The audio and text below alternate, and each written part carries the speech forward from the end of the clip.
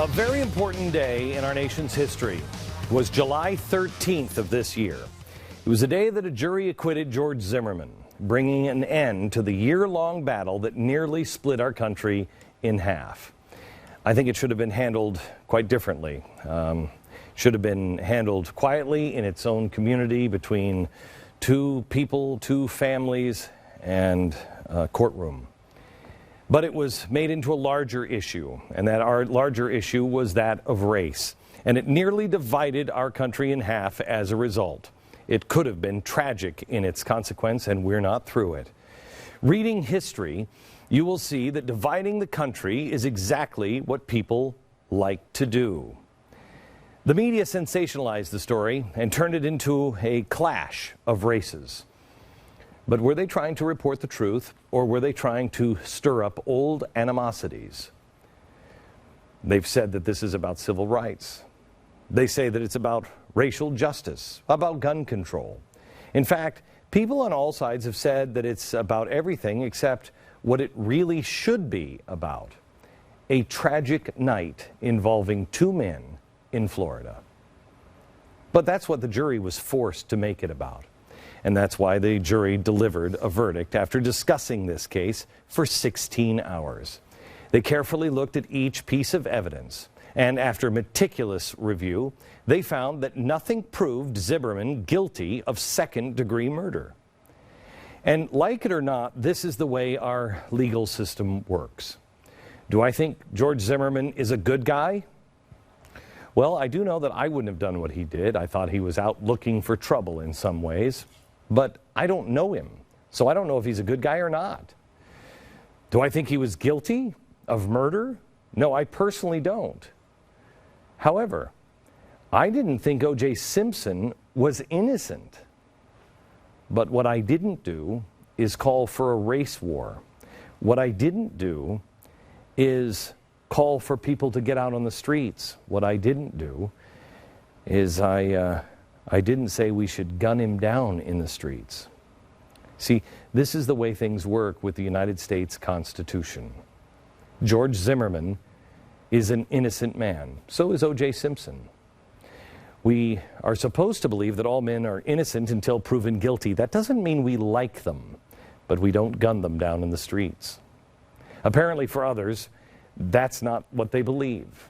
The so-called civil rights leaders of today that are so far away from Martin Luther King that they can't even see facts anymore. They went straight for the race card. They used the death of a young man to stoke the flames of racism across the country. And now, today, the Smithsonian has asked for Trayvon Martin's hoodie for the museum.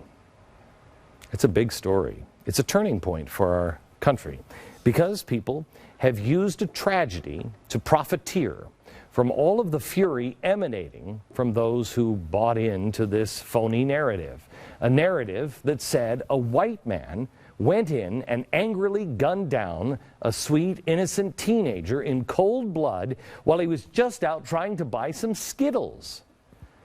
Meanwhile, the people who stood by the Constitution and said, let's rationally look at this, let this play out in the courts, were called racists.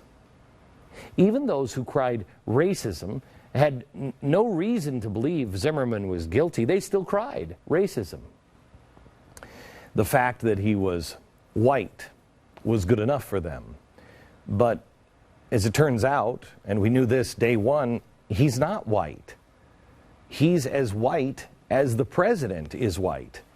He's half white, but we call the president black, and why don't we call Zimmerman Hispanic? He identifies himself as a Hispanic. Doesn't matter. The press and those who wish to stir up racism in our country said he was white.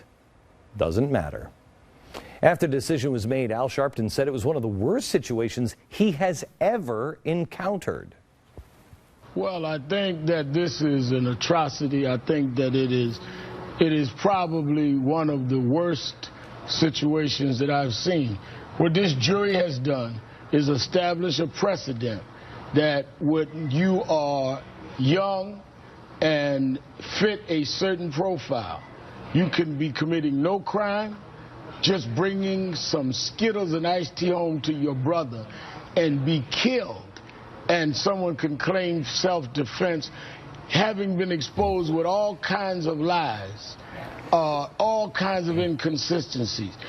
We had to march to even get a trial, and even at trial, when he's exposed over and over again as a liar, he is acquitted. This is a sad day in the country. This is an amazing thing. I know Reverend Al Sharpton, he had me duped for a while. I thought he was trying to change himself, but he's not. He says many things that he doesn't believe. For the record, Trayvon wasn't just bringing home Skittles for his brother. Not according to his BFF, Rachel, who was texting him during the skirmish with Zimmerman. Rachel Gentile told Piers Morgan that Trayvon wasn't trying to kill anybody. He was just trying to, quote, whoop ass. Do you think it was just wrong that you had no black people on the jury at all? Not that. They don't understand. They understand, oh, he was just bashed or he was killed. When somebody bashed somebody like blood people, trust me, in the era I live, that's not bashing. That's just called whoop ass. You just got your ass whooped. That's what it is. Okay. So whoop ass is where you're bashing people where she lives and where Trayvon lives, where, quote, blood people dwell. And that's somehow or another different from trying to kill someone. But the problem here is, I guess, that Zimmerman didn't understand that this was just whoop ass and not a killing. And so he somehow or another overreacted and shot Trayvon. That's insane. And there's no way, no clear way to look at this case unless you have some standard out there. The one thing that's really not complicated is the role that race played in this. Because both sides in their testimony, both sides said race didn't play any role in this case. So why the racist allegations? Why are they being thrown at anyone who dares to judge the case by the facts? Why can't people hear that the defense and the prosecution said race didn't play a role? Why are people insisting on making race the central issue when it's been said by everybody involved it wasn't any issue? When I was away traveling for the last month, this happened while I was on vacation. And I tweeted that the president was going to do the right thing. He didn't. He made an impromptu speech to the press, and he joined in on the race baiting. It seems while we examine the facts, the other side looks at nothing but skin color.